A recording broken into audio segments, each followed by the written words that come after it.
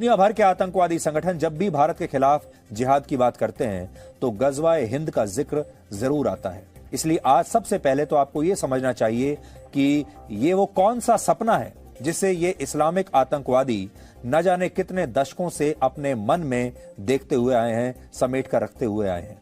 Al Qaeda के जो आतंकवादी हैं ये गजवाए हिंद का सपना देख रहे हैं। आज हमें सबसे पहले तो आपको ये पता होना चाहिए कि ये सपना है क्या। इस्लाम धर्म में जब गजवा शब्द का प्रयोग किया जाता है तो उसका मतलब होता है युद्ध। आपको याद होगा पिछले 2 दिन से हम आपको यही कह रहे हैं कि अब ये जो पूरा मामला है ये धर्म युद्ध बन चुका है। और गजवा का मतलब भी होता है युद्ध और हिंद का मतलब होता है हिंदुस्तान से, यानी गजवाए हिंद का मतलब हुआ हिंदुस्तान के खिलाफ युद्ध। इस्लामिक कट्टरपंथी ताकतें मानती हैं कि पूरी दुनिया में इस्लाम का विस्तार तभी होगा जब गजवाए हिंद कामयाब होगा, यानी जिस दिन भारत से सारे हिंदू समाप्त हो जाएंगे और भारत एक इस्लामिक राष्ट्र बन जाएगा, उस दिन गजवाए हिंद को सफल माना जाएगा। और ये बातें हम अपनी तरफ से नहीं कह रहे हैं, बल्कि गजवाए हिंद का उल्लेख 4 हदीसों में बाकायदा किया गया है। इस्लाम धर्म में कुरान के बाद हदीस को सबसे महत्वपूर्ण धार्मिक ग्रंथ माना गया है। इसमें बताया गया है कि पैगंबर मोहम्मद साहब ने अपना जीवन कैसे व्यतीत किया और उनके वैचारिक सिद्धांत क्या थे। कुल 4 हदीस ऐसी हैं जिनमें गजवाए हिंद का बहुत ही विस्तार से उल्लेख किया गया है।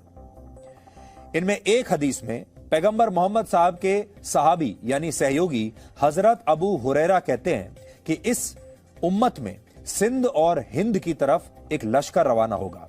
यहां उम्मत का अर्थ है किसी मुस्लिम राष्ट्र या मुस्लिम समुदाय से।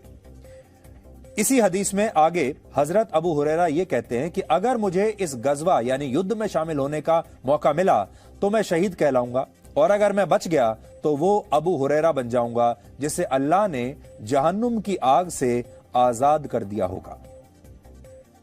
इसी से मिलती जुलती एक और हदीस में यह भी लिखा है कि तुम्हारा एक लश्कर हिंद से जंग करेगा और मुजाहिदीन वहां के बादशाह को यानी हिंदुस्तान के बादशाह को बेड़ियों में जकड़ कर लाएंगे और फिर जब वो वापस पलटेंगे तो हजरत ईसा को श्याम में पाएंगे। यहां श्याम का अर्थ है मौजूदा सीरिया, जो सीरिया नाम का देश है।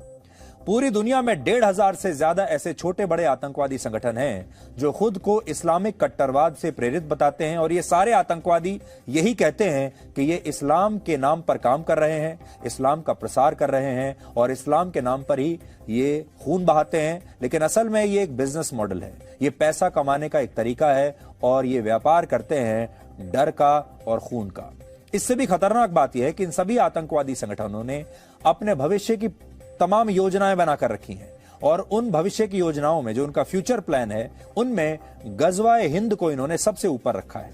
यानी इस्लामिक कट्टरपंथियों की सबसे बड़ी ख्वाहिश भारत को जीतकर उसे एक इस्लामिक राष्ट्र बनाने की है, और इसके लिए ये संगठन आतंकवादियों को आतंकवादी नहीं कहते बल्कि उनके लिए गाजी शब्द का इस्तेमाल होता है।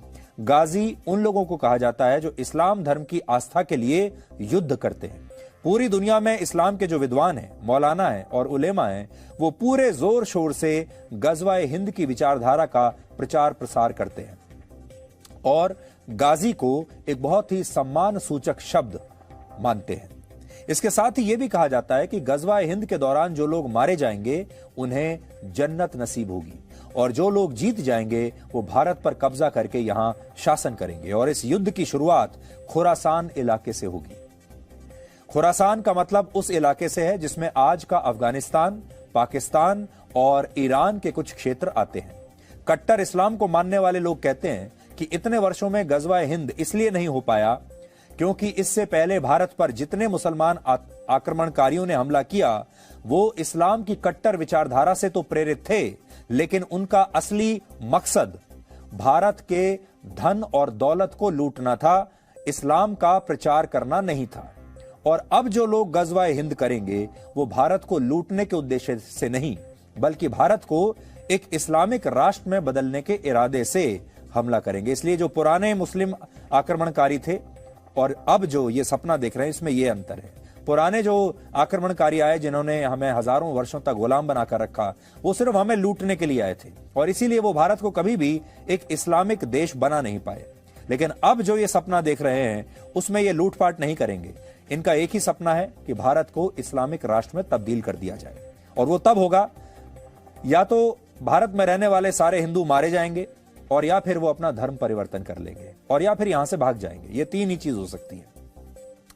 संक्षेप में कहें तो गजवा हिंद का जो कॉन्सेप्ट है वो बहुत पुराना है, और ऐसा कहा जाता है कि जब 8वीं शताब्दी में मोहम्मद बिन कासिम ने सिंध पर हमला किया था, तभी गजवा हिंद सफल हो गया था। लेकिन बहुत सारे इस्लामिक विद्वान ये भी मानते हैं कि उस समय भारत में इस्लामिक शासन आया जरूर, लेकिन यहां की बहुसंख्यक आबादी हिंदू ही रही, इसलिए गजवा हिंद को सफल नहीं माना जा सकता। और यह तभी कामयाब माना जाएगा जब हिंदुस्तान में एक भी हिंदू नहीं बचेगा और हमारा देश एक इस्लामिक राष्ट्र बन जाएगा। और अगर आज आप ध्यान से देखेंगे तो इसकी शुरुआत एक तरीके से हो चुकी है, और इसीलिए हम बार बार आपसे ये बात कह रहे हैं कई दिनों से कि ये कोई डिप्लोमेटिक युद्ध नहीं है, ये मुसलमान देशों और भारत के खिलाफ का कोई इस तरह का युद्ध नहीं है जिसे डिप्लोमेसी से सुधारा जा सके। ये अब एक धर्म युद्ध बन चुका है। Presenting B News app, available on Google Play and App Store. Download it now.